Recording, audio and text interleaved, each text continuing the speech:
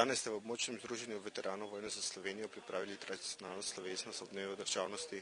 Kaj se poteka tukaj na letališču v Skokah?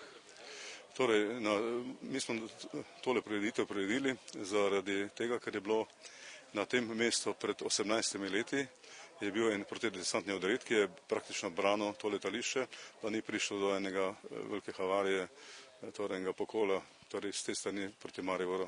Jugoslovanska vojska imela namreč namen se izkrcati prav na letališče in potem prodirati proti mestu Maribor in ga zasesti. Danes imamo bolj slabo vreme, ampak vseeno naše aktivnosti potekajo tako, kot smo predvideli. Najbrž ne bo toliko obiskovalcev, kot smo načrtovali.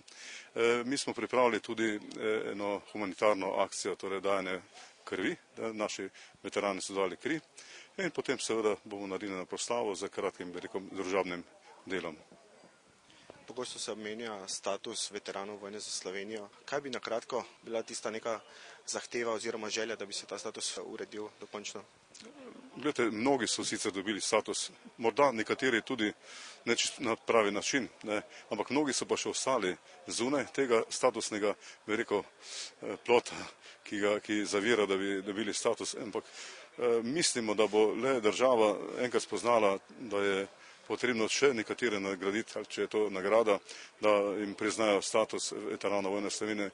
Vse so pravzaprav, čeprav v civilu, so pravzaprav bili pravi bojevniki na barikadah.